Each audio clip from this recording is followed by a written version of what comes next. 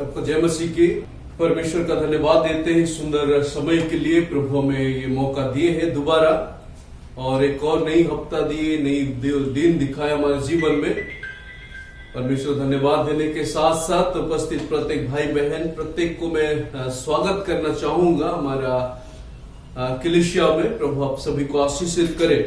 तो आइए हम समय को नष्ट न करते हुए परमेश्वर के वचन को ध्यान करके उसका स्तुति करेंगे, उसका प्रशंसा करेंगे। यदि आपके पास वचन है, परमेश्वर का वचन, कृपया मेरे साथ खोले। हम अध्ययन करेंगे और उस वचन से हम ध्यान करते हैं। याकूब की पुस्तक बुक ऑफ जेम्स, उसका 5 अध्याय, चैप्टर 5, 7 through 12, 7 से 12 तक हम ध्यान करेंगे और प्रभु का महिमा करते हैं। इसलिए भाइयों, प्रभु के आगमन तक धीरज धरो। देखो, किसान पृथ्वी के बहुमूल्य फसल की आशा रखता है, हुआ प्रथम और अंतिम वर्षा होने तक धीरज धरता है। तुम भी धीरज धरो और अपने हृदय को दृढ़ करो, क्योंकि प्रभु का आगमन निकट है। हे भाइयों, एक दूसरे पर दोष ना लगाओ, ताकि तुम दोषी ना ठहरो। देखो, हाकिम द्वार पर खड़ा है। हे भाइयों, जिन भविष्य वक्ताओं ने प्रभु के नाम से बातें की, उनको दुख उठाने और धीरज धरने का एक आदर्श समझो। देखो, हम धीरज धरने वालों को धन्य कहते हैं। तुमने आयुब के धीरज के विषय में तो सुना ही है, और प्रभु की ओर से जो उसका प्रतिफल हुआ उसे भी जान लिया है, जिससे प्रभु की अत्यंत करुणा और दया प्रकट होती है। पर हे मेरे भाइयों, सबसे श्रेष्ठ बात यह है कि शपथ ना खाना, ना स्वर्ग की, ना पृथ्वी की, ना किसी और वस्तु की, पर तुम्हारी बातचीत हाँ की हाँ और नहीं की नहीं हो, कि तुम दंड के योग्य ना ठहरो। आमीन। प्रभु हमें इस पठित वचन पर आशीषित करे। आइए हम उसको उस वचन पर ध्यान करने से पहले प्रार्थना करते हैं। सब हम अपने आंखों को बंद करें, सिरों को झुकाए और पवित्र परमेश्वर का उपस्थिति को महसूस करके हम प्रार्थना करें कि प्रभु आज हमें उनके पवित्र आत्मा के द्वारा कुछ सिखाए। और जैसे हम यहाँ पर एकत्रित हुए, परमेश्वर जैसे हमें मदद करे कि हम वचन सुनकर उसके अनुसार चलने वाले बन सके और उस वचन को समझ सके। इसलिए हमें सब प्रार्थना करनी चाहिए हृदय से, मनों से। आइए हम प्रार्थना करते हैं। स्वर्गीय पिता, दयालु परमेश्वर, हम धन्यवाद देते हैं पिता परमेश्वर, हम स्तुति करते हैं, प्रशंसा करते हैं। प्रभु केवल आपका ही करुणा था, आपका ही अनुग्रह था, जिसे प्रभु हमें आज आपके चरणों में आने का मौका दिए। इसलिए धन्यवाद देते हैं। दयालु परमेश्वर, हमें सहायता कर। ये जो वचन प्रभु अभी हम सुनने जा रहे हैं, प्रभु आपकी आत्मा में सिखाने वाले, हमें दया कर प्रभु कि हम उस वचन को सीखें, उस वचन को अपने मन पर डालें और महत्वपूर्ण से प्रभु इस वचन के अनुसार चलने वाले बन सके। इसलिए सहायता कर। शुरू से लेकर समाप्त तक अगुवाई कर पिता। धन्यवाद, स्तुति, महिमा और प्रशंसा प्रभु आपको देते हैं। यीशु मसीह के पवित्र बहुमूल्य नाम से प्रार्थना करते हैं, आमीन। आज हम एक विषय पर ध्यान करते हैं जो बहुत ज्यादा महत्वपूर्ण है हमारे जीवन के लिए। परंतु मैं आशा करता हूं सभी लोग कुशल मंगल होंगे। आप परमेश्वर निश्चित तौर से आप लोगों का साथ दिए हैं पिछले हफ्ते। तो परमेश्वर का हम प्रशंसा किए, धन्यवाद दिए। तो इसी तरह हमें परमेश्वर को उपस्थिति में लगे रहना है। आज हम ध्यान करते हैं, आर यू वेटिंग। इस विषय पर क्या आप और हम इंतजार कर रहे हैं? क्या हम इंतजार में हैं? अगर हम इंतजार में हैं, किस चीज का इंतजार में है? जब हम इन आयतों को अध्ययन कर रहे थे, काफी चीजें जो हमारे जीवन, हमारा मनों के अंदर आया, और उस विषय के ऊपर हम ध्यान करते हैं कि क्या सच में हम उसके इंतजार कर रहे हैं। जब हम अध्ययन करें, पहली बात है प्रभु के आगमन तक धीरज धरो। देखो, हमें इंतजार करना है, और हम अभी फिलहाल जो है वो इंतजार किस चीज का कर रहे हैं? प्रभु का आगमन की। कलीसिया के समय वर्तमान चल रहे हैं, और नेक्स्ट स्टेप जो है परमेश्वर के, और वो है परमेश्वर के आगमन के। तो are we waiting for that? क्या हम उसका इंतजार कर रहे हैं? जब हम इन आयतों को अध्ययन करते हैं, देखिए शुरुआत तक ये, इसलिए हे भाइयों, देयरफॉर, जो कुछ खास विषय है वो पहले बता चुका है। जो पहले से 6 आयत तक उसके बाद उसने कुछ खास बातें बोलने जा रहे हैं कि इसीलिए तुम्हें ऐसे करना चाहिए। यदि हम देखते हैं 7 आयत और 9 आयत और 10 आयत, 3 बार हे भाइयों, हे भाइयों, हे भाइयों लिखे हुए 3 बार। इन 5-6 आयतों में 3 बार हम देख सकते हैं भाइयों। केवल इतना ही नहीं, और यदि हम देखते हैं धीरज धरना, वो भी हम 3 बार देखते हैं। 7 आयत में, 8 आयत में, 9 आयत में 3 बार कुछ खास विषय है इनमें, और उसके ऊपर हम आज व्याख्या करते हैं। लेकिन सवाल यह है कि क्या आज हम सच में इसी वक्त भी हम प्रभु का इंतजार कर रहे हैं या और किसी का इंतजार कर रहे हैं? देखिए दोस्तों, समय बीत जा रहा है, समय निकाली जा रहा है, लेकिन क्या हम उसी समय का इंतजार करें? यीशु मसीह आने वाले हैं और वो गुप्त आगमन, देखो इस जगत में तो नहीं आने वाले, परंतु वो आकाशों में, बीच आकाश में, बादलों में पहुंचने वाले, और हम क्या हो जाएंगे? हमें उठा लिया जाएगा। क्या हम उस समय का इंतजार करें? एक आयत को हम अध्ययन करते हैं, रोमी उसका 13 अध्याय 12 आयत। प्रभु का वचन में इस प्रकार लिखा, रात बहुत बीत गई है और दिन निकलने पर है, इसलिए हम अंधकार के कामों को त्याग कर ज्योति के हथियार बांध ले।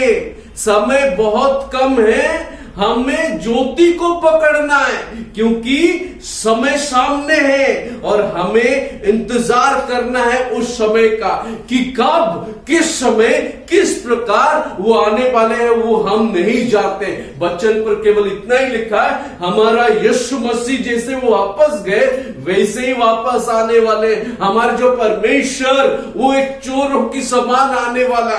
हमारा जो यीशु मसीह उद्धार करता, वो एक पलक हिलते ही वो पहुंचने वाला है। इसलिए दोस्तों, क्या हम उस समय का इंतजार में हैं? यदि हम इंतजार में हैं तो क्या हमें करना चाहिए उस इंतजार समय में? आइए हम उन बारे में ध्यान करते हैं, लेकिन उससे पहले आज हम कौन कौन सी चीजों का इंतजार करें। देखिए दोस्तों, यदि हम अपने दिमाग पर सोचे, पूरे साल भर कितने जगहों में हम जाकर खड़े होते हैं। देखिए, बहुत लोग को पसंद नहीं है इंतजार करना, बहुत लोग पसंद करते नहीं है कि लाइन पे खड़े होकर किसी चीजों का इंतजार करना, कोई भी चीजों का इंतजार करना। परंतु परमेश्वर अपने वचन पर कह रहे कि धीरज धर के हमें इंतजार करना। उस समय के जब तक हम इंतजार कर रहे हैं, हम गलत ना करके परंतु सही रीति से अपने जीवन को बिताना चाहिए। इसी तरह ये वचन हमें व्याख्या कर रही है और सिखा रही है। तो आज हम ध्यान करते हैं, इंतजार करते समय हमें क्या क्या करना चाहिए। बहुत कम समय पर हम ध्यान करेंगे। पहला विषय, exhortation. We are told to what to do, we are told what to do. Exhortation, हमें प्रेरणा दिया गया, हमें प्रोत्साहन किया गया कि हमें क्या करना चाहिए, हमें बता दिया गया कि हमें क्या करना चाहिए। प्रेरणा, एक्सोर्टेशन दिया गया। देखिए दोस्तों, जब हम पहली आयत अध्ययन करते हैं, हमें बी पैशनेट विथ पीपल, लोगों के साथ हमें धीरज धरना है। दोबारा हम अध्ययन करते शायद को, इसलिए भाइयों, प्रभु के आगमन तक धीरज धरो, बी पेशेंस, हमें धीरज धरना है। परमेश्वर आज आपके जीवन में, मेरे जीवन में, जितने भी पासवान हैं, जितने भी मसीह भाई बहन हैं, सबके जीवन में किसी ना किसी लोगों को लेके आते हैं उनके जीवन को, और हम उन लोगों के साथ किस प्रकार धीरज धरते हैं। देखिए दोस्तों, इसका मतलब ये नहीं कि सिर्फ अविश्वासियों के बात है। कुछ लोग आपके साथ मिलते हैं, कुछ लोगों के साथ आप जाते हैं, और परमेश्वर उन लोगों को आपके पास लेके आए। हम उनके साथ किस प्रकार धीरज धर के वो बातें बता रहे। देखिए, काफी समय से हम बता रहे कि यीशु आने वाले, यीशु आने वाले, यीशु आ रहे। लोग किस प्रकार किस प्रकार रिएक्ट करते हैं इस बातों को, किस तरह वो देखते, अरे ये तो बोली जा रहे, बट कब आएंगे। परमेश्वर कहते हैं, हे भाइयों, इंतजार करना धीरज धर के, जो लोग परमेश्वर आज हमें दिए हैं उनके साथ हमें धीरज धरना है। वो हमें यहां पर सिखा रहे कि यदि हम परमेश्वर के साथ होते हुए इन लोगों के साथ इंतजार करें, धीरज धरें, तो निश्चय हम उस समय का प्रतिफल पाएंगे। Be patient with people।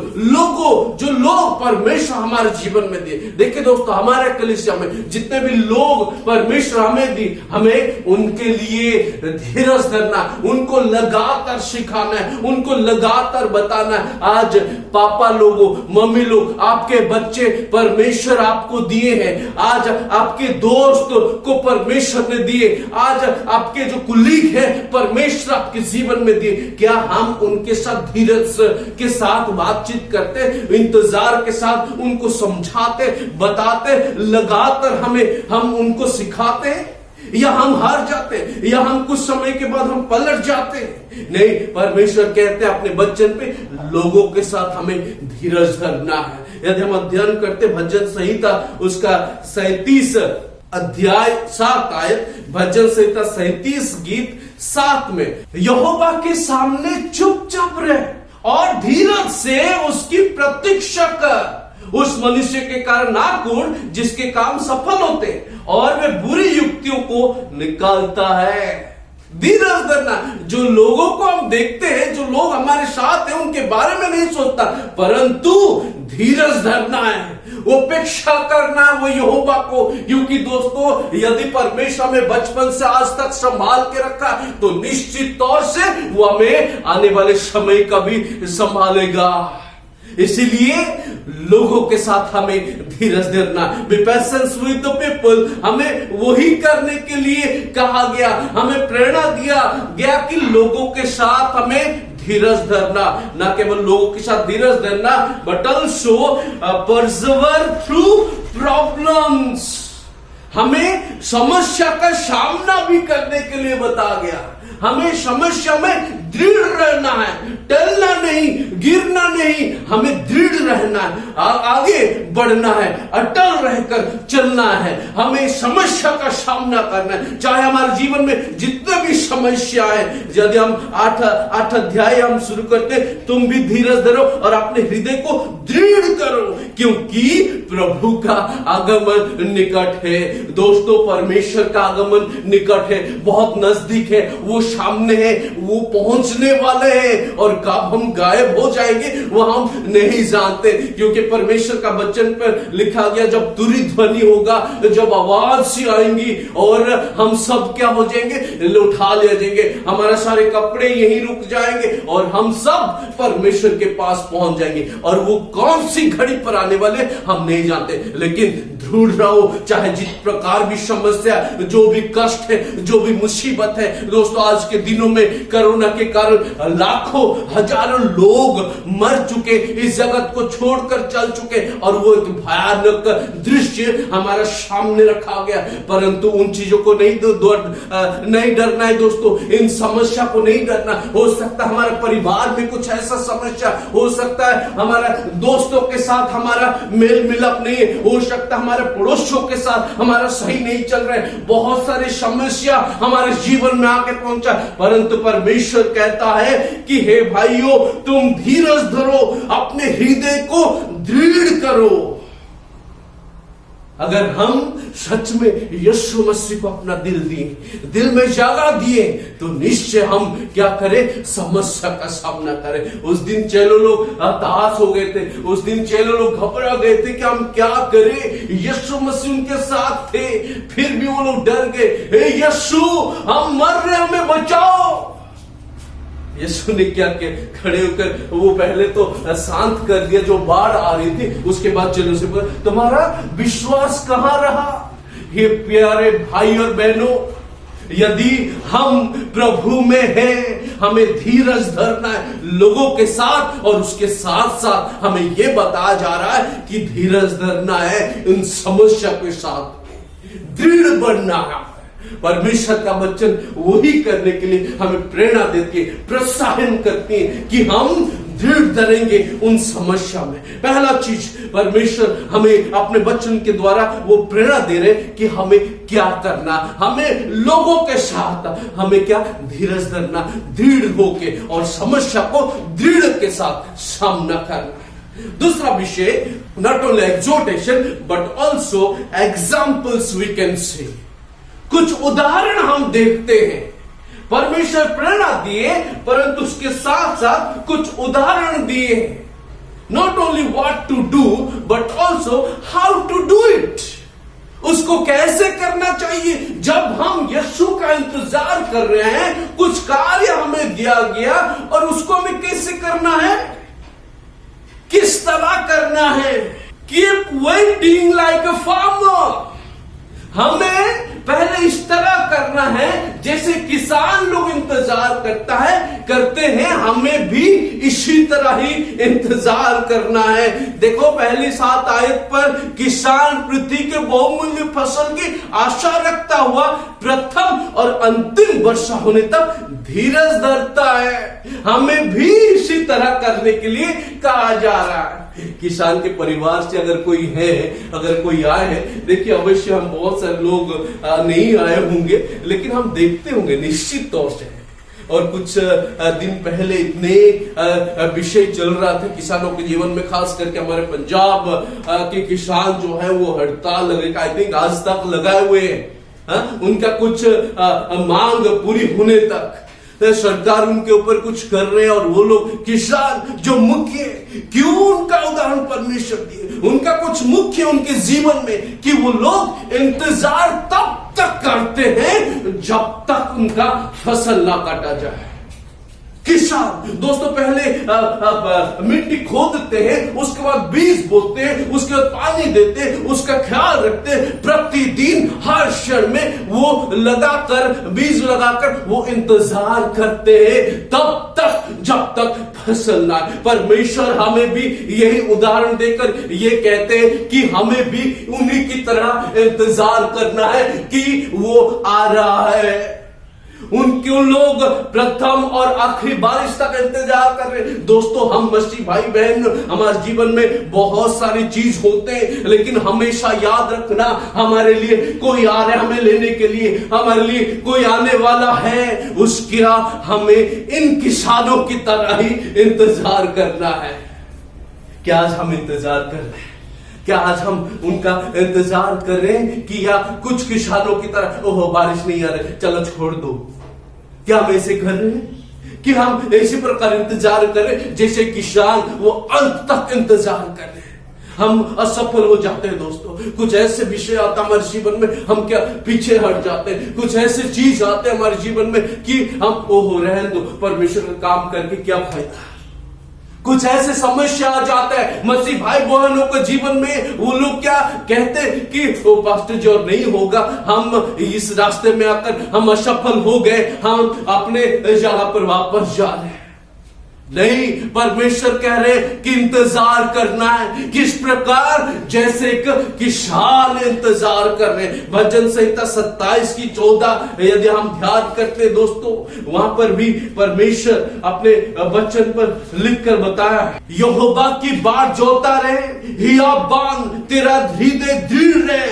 हाँ, यहोवा की ही बाट जोता रहे, यहोवा का ही बाट जोता रहना। यहोवा परमेश्वर हमारा उद्धार करता, राजाओं का राजा परमेश्वर यहोवा है और उसका ही हमें बाट जोता रहना चाहिए। दोस्तों आज हम हो सकता है कैसे हम प्लान रखें। देखो हम बहुत सारी चीजों का इंतजार करते हैं। अगर हम कोई LIC वगैरह किए हैं, प्रीमियम हम भर रहे तो उनका भी इंतजार करते हैं। अगर हम किसी का किस्त भर रहे, वो कब किस्त खत्म होगा उसका इंतजार कर रहे हैं। अगर हम और किसी और कुछ चीज ऐसे हम अपने जीवन पे के सांसारिक तौर का उसका इंतजार करें। सबसे महत्वपूर्ण, अगर हमारे पास कोई गेस्ट आते हैं तो उनका इंतजार करते हैं।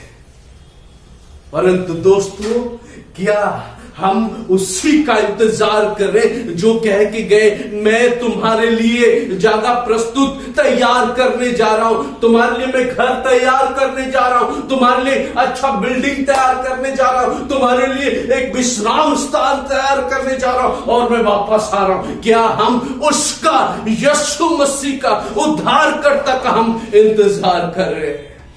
अगर इंतजार करें कि हम किसानों के सदृश इंतजार करें या और किसी की तरह इंतजार करें। परमेश्वर कहता है इंतजार करना किसानों की तरह, keep waiting like a farmer, not only that but also keep witnessing like the profit. केवल किसानों की तरह इंतजार नहीं करना, हमें किस तरह करना है?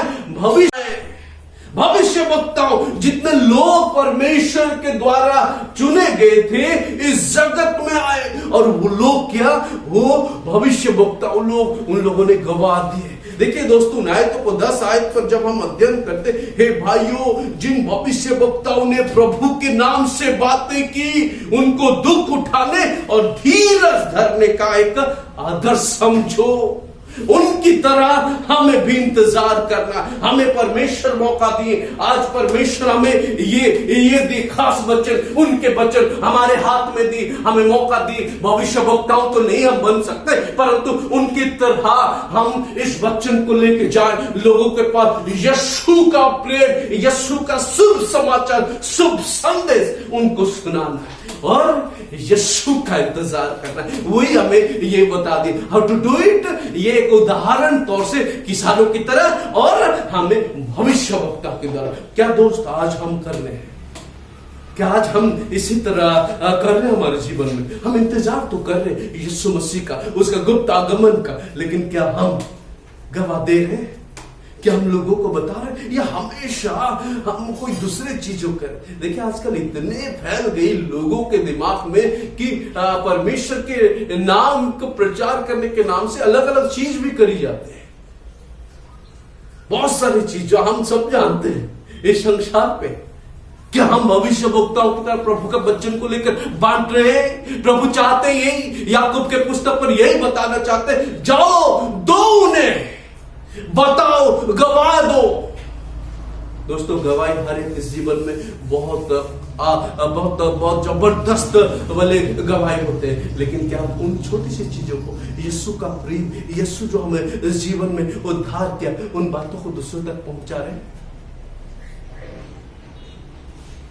या खाली चुपचाप हम बैठे हैं या सिर्फ ओहो मैं उद्धार पा गया, बस इतने का?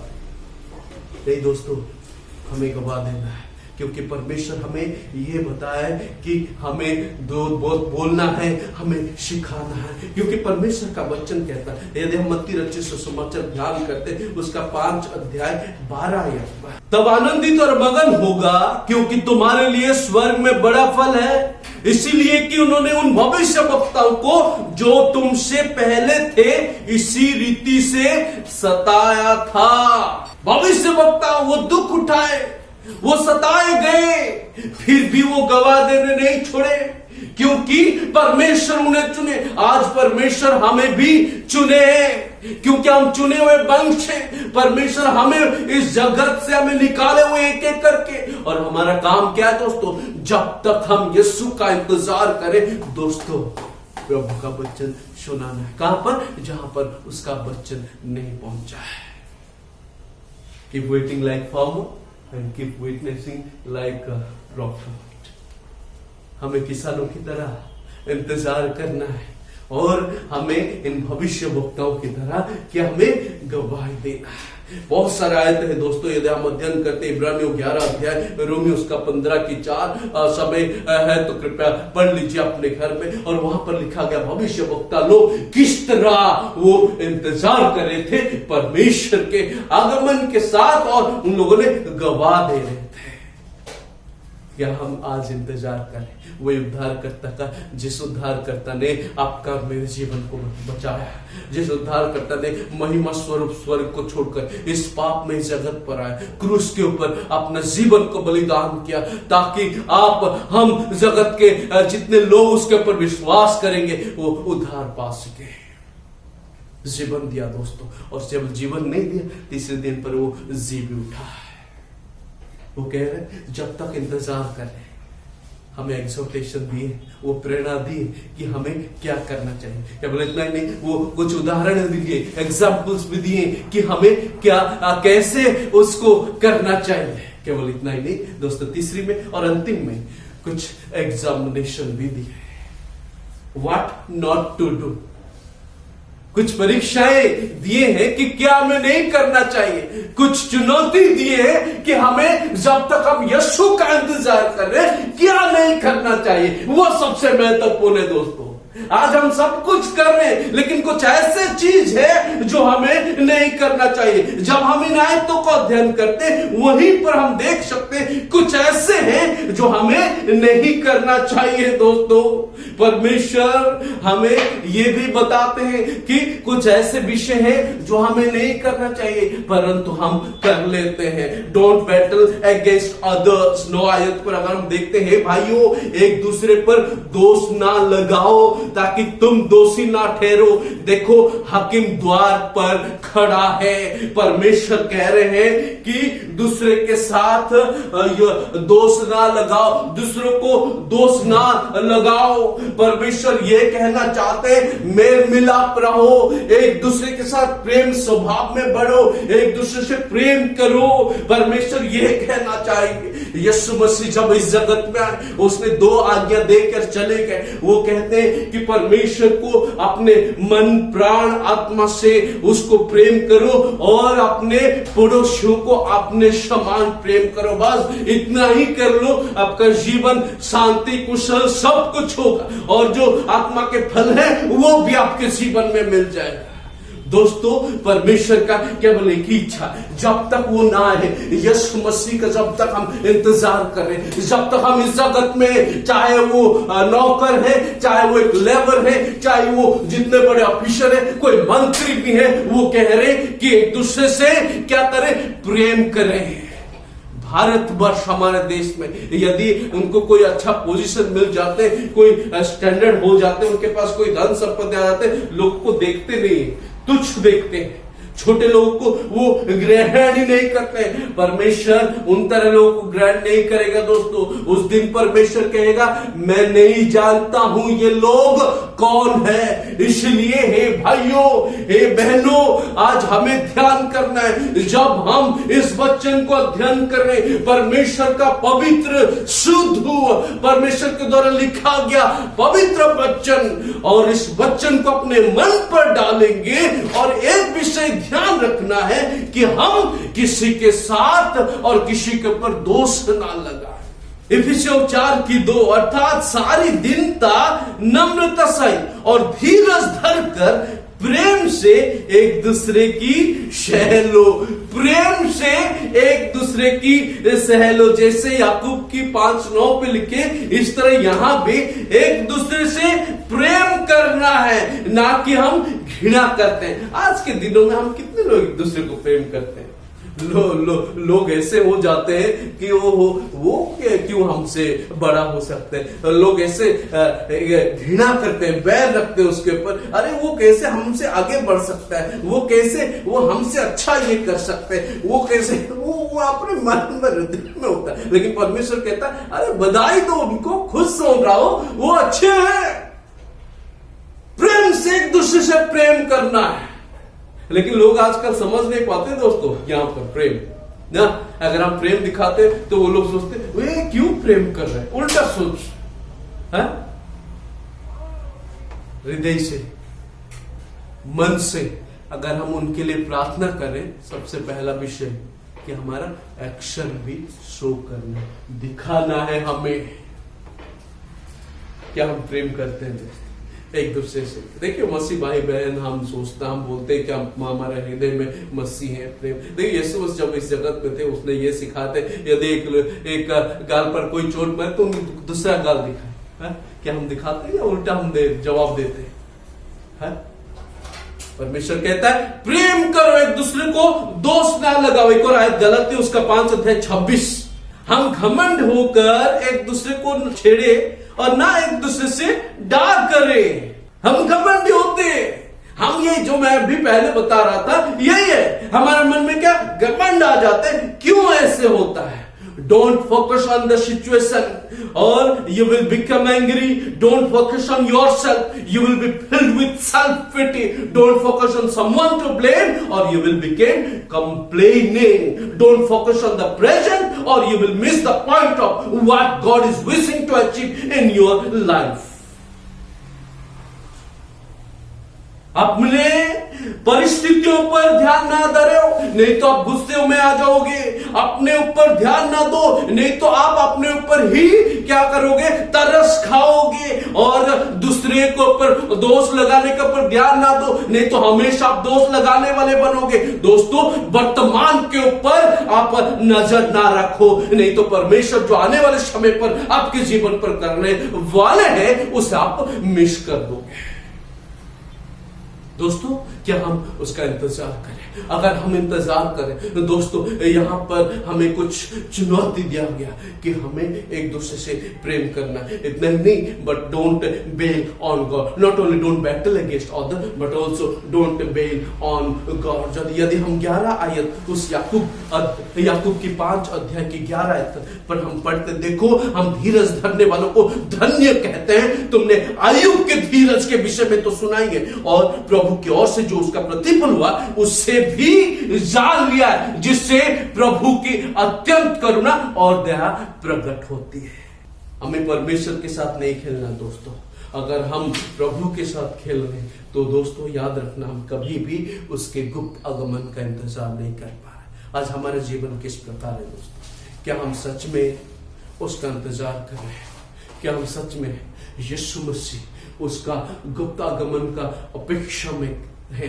वचन संहिता में लिखा है कि बाढ़ जोते रहना, उसका ही जोते रहना, क्योंकि वो आने वाला है। जब वो वादा करता है और वो पूरा करने वाला है दोस्तों। और इंतजार करते समय हम क्या कर रहे हैं? परमेश्वर हमें प्रेरणा दिया है कुछ करने के लिए। परमेश्वर हमें उस प्रेरणा को कुछ उदाहरण दिया गया कि कैसे हमें करना चाहिए। केवल इतना ही नहीं, परमेश्वर ने ये भी बताया कि हमें चुनौती क्या नहीं करना चाहिए। क्या हम वही सब कर रहे हैं दोस्तों? प्रभु का इंतजार करके देखिए, जीवन में बहुत कुछ आने वाला है और आ भी रहे हैं, लेकिन परमेश्वर के वचन के अनुसार हमें चलना है। प्रभु का वचन हमें सीधा रास्ता दिखाते, सीधा मार्ग बता के परमेश्वर का वचन हमें सिखाने के लिए कोशिश करे कि हम उसको अनुसार चले, उसके वचन को माने और उसके साथ आगे बढ़ सके। क्या हम उसका इंतजार करें? Are we waiting for his coming? क्या हम उसका आने का समय का इंतजार करें? अगर हम इंतजार करें तो बेहतर है दोस्तों, हमें ये सब चीज करना और ये सब चीज नहीं करना। प्रभु हम इस वचन पर आशीष करें। हम सब अपने आप को बंद करें, सिरों को झुकाएं, प्रार्थना करते हैं। ये हमारा दयालु स्वर्गीय पिता, पवित्र परमेश्वर, धन्यवाद देते हैं, हम स्तुति करते हैं, प्रशंसा करते हैं प्रभु, क्योंकि आप हमें प्रेम किए। गा के प्रभु परमेश्वर, इस जगत में हम रहते हुए अनेक समय प्रभु हम असफल हो जाते हैं कि हम आपका समय का महत्वपूर्ण को समझ नहीं पाते, आपके गुप्त आगमन को स्मरण कर नहीं पाते और अन्य रास्ते पर चले जाते हैं। हे पिता, में क्षमा कर प्रभु, हमारे दिलों में, हमारा मनों में बात कर परमेश्वर। प्लीज प्रभु, हमारे अंदर स्वर्ग से प्रभु बुद्धि डाल, ताकि आपका वचन जैसे हमने सुने, हे पवित्र ईश्वर, याकूब के वचन से पिता में दाग करके हम इंतजार करेंगे धीरज के साथ, और प्रभु उस दिन देख सकेंगे और प्रभु आपके साथ हम बादलों पर मिलेंगे। दाग कर पिता, प्रत्येक को आशीष कर। जितने भी लोग आपका वचन को हम सुने पिता, हमारा हृदय और मनों में बात कर कि हम आत्मिक तौर से मजबूत बने और अंत तक, आपके आने वाले समय तक प्रभु इसी तरह अपेक्षा में रहे कि जिस दिन प्रभु हम तैयार हो जाए कि आपके साथ हम बादलों पर मिल जाए। धन्यवाद देते हैं, स्तुति करते हैं, प्रशंसा करते हैं। पवित्र परमेश्वर, जितने भी लोग आशा के साथ प्रभु आपके चौर पर पहुंचे, प्रभु ने वो वापस कर आपके आशीषों के साथ यीशु मसीह आपके पवित्र भूमि नाम से प्रार्थना करते हैं, आमीन। आपको जय मसीह की। प्रभु आप सबको आशीषित करे और बना के रखे।